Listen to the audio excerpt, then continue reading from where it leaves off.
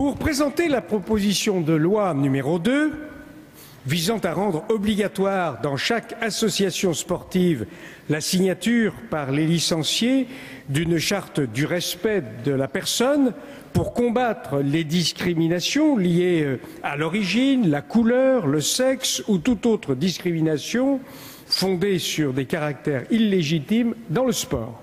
J'invite mademoiselle Aude Maurice à monter à la tribune. Cette proposition de loi a été rédigée par la classe de CM2 de l'école élémentaire Pierre Bonnard de Vernon dans l'Eure. Aude, vous avez la parole.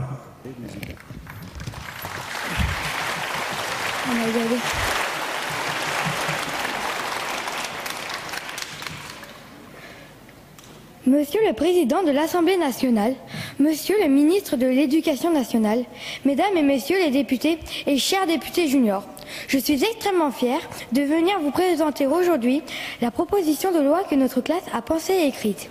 Participer au 17e Parlement des enfants a été une expérience très riche. Cela nous a appris de manière concrète comment fonctionnent les institutions dans notre démocratie. Nous avons étudié en histoire la Révolution de 1789 et la Déclaration des droits de l'homme et du citoyen. Selon l'article 1er, les hommes naissent et demeurent libres et égaux en droit. Si nous sommes tous égaux, pourquoi aujourd'hui encore, au XXIe siècle, des personnes sont-elles traitées différemment des autres ? À cause de leur origine, de leur couleur ou de leur sexe, pour ne citer que quelques exemples. Dans les actualités, on entend que les agressions contre les homosexuels se multiplient, que les femmes sont discriminées par rapport aux hommes dans le monde du travail. Les mentalités ne se changent pas du jour au lendemain. Et la loi doit aider à les changer en mettant en place des règles qui sanctionnent les discriminations pour que peu à peu, celles-ci disparaissent. Notre proposition de loi veut commencer par lutter contre ces discriminations dans le sport, car c'est un domaine précis dans lequel on peut agir concrètement. Le milieu sportif se doit d'accueillir toutes les personnes et les traiter de manière égale. Ici encore, l'actualité montre que ce n'est pas toujours le cas. Aucune loi n'oblige les associations sportives à inclure la lutte contre les discriminations dans leur règlement. Voter pour notre proposition de loi, c'est aider à mieux respecter les droits de l'homme.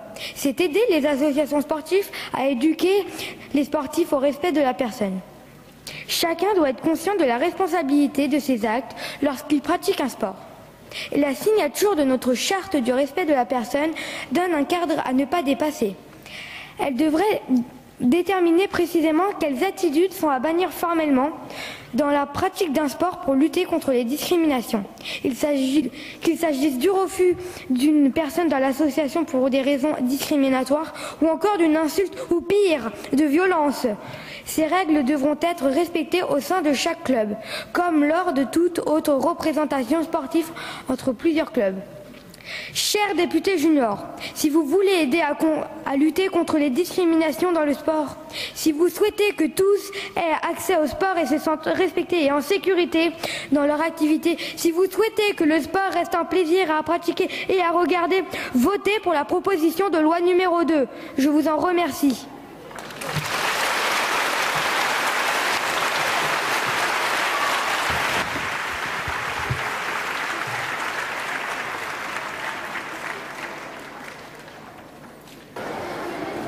Attention, voici les résultats des scrutins qui viennent de se tenir. Est arrivé en première position avec 373 voix la proposition de loi numéro 2 visant à rendre obligatoire dans chaque association sportive la signature par les licenciés d'une charte du respect de la personne pour combattre les discriminations liées à l'origine, la couleur, le sexe ou toute autre discrimination fondée sur des caractères illégitimes dans le sport. Elle a été présentée par la classe de CM2 de l'école élémentaire Pierre Bonnard de Vernon dans l'Eure. Le premier prix est donc décerné à cette classe.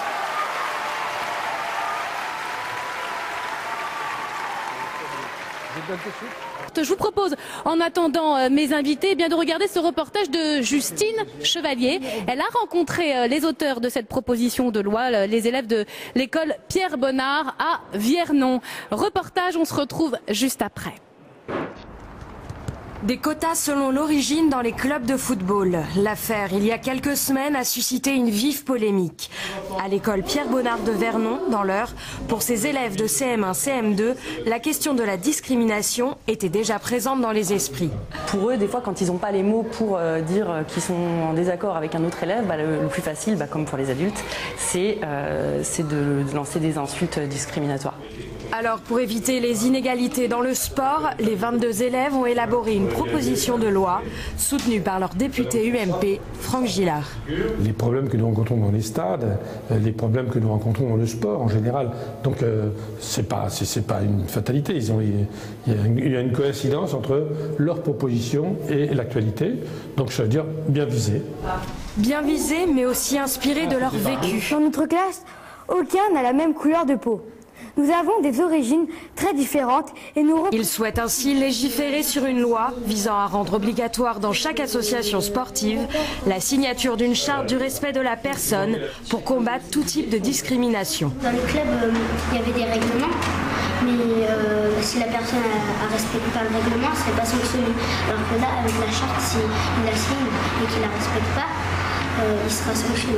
Pour porter ce projet, une élève représente la classe, Aude, la députée junior, déjà prête. J'avais prévu de faire comme si j'étais un député, de faire avec le ton, comme si je me battais vraiment. Les mêmes mimiques pour tenter de convaincre les 577 autres députés juniors de voter pour leur proposition.